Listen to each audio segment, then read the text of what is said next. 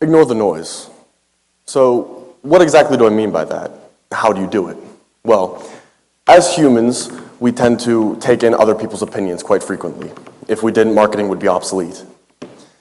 But some of those opinions can be helpful, and others' opinions can be harmful. They can infect our thoughts and prevent us from doing what we really want to do. Now, if you live your life based off of the opinions of others, you'll find yourself living other people's lives, and never your own. I feel, this is nothing that hasn't been said before. I'm sure we've all heard something very similar to this as we've grown up. But I feel that there has to be a certain event in someone's life that really highlights this for them. So I'm a senior this year. And being a senior in high school is a lot like being told you have a few months to live. You find yourself thinking about all the things you've done in high school, what you've accomplished, what you haven't, any regrets that you have. But most of all, you notice that the people you spent the last 12 years of your life with, you're never going to see again, most of them. Most people get very sad about this and feel that it's upsetting. But for me, I found it kind of inspiring. I thought, well, if I'm never going to see these people again, why does it matter what they think of me? Why would I let something like that hold me back? I had these thoughts during my junior year. And during my junior year, I started to think about all the stuff I've done, and I realized I wasn't satisfied with the life I've led in high school. After I quit football and basketball, I realized I just kind of took a back seat and let everything come as it went. So I started talking to one of my friends who was the class president for the past 3 years. And he was talking about running for the senior president. And after talking to him, I talked about his obligations and things he did.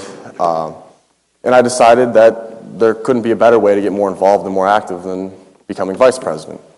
So I ran, and I won, surprisingly. I don't know who would elect me to run a school, but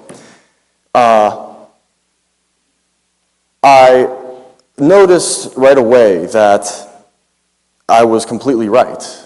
As senior class vice president, I helped plan different events like selling t-shirts. We raised money for different charity organizations, planning prom and selling tickets. And from now, I know much more about what goes on just on a day-to-day basis in our school. In the beginning of my senior year, I carried the same motivation, and I became much more active. I joined many more clubs, and I became the president of the Da Vinci Society, which is a club where we visit different museums and plays.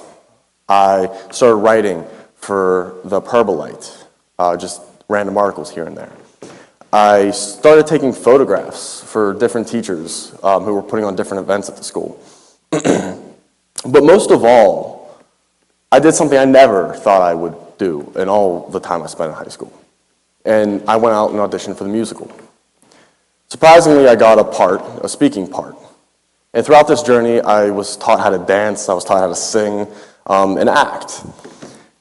I did this all on stilts. I had to play a 10-foot-tall giant.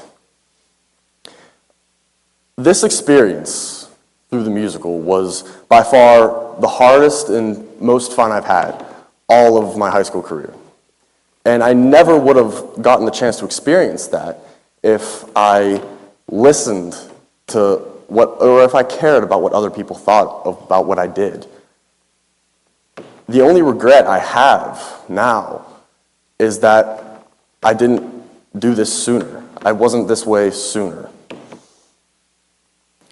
So I implore all of you to listen to your voice.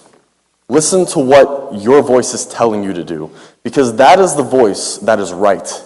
That is the voice that will take you where you want to go and help you do what you want to do. Whenever all the voices in your life are screaming in your ear, your voice must be the loudest. That is the way you are going to achieve your version of success. That is the way you are going to achieve all your goals. I'd like to finish with saying something I learned from doing the musical. One of the characters Edward Bloom. He has a complete song dedicated to being the hero of your story. And I've learned that nobody is going to drop down from the sky or just appear in front of you and throw you on their back and carry you to where you want to be.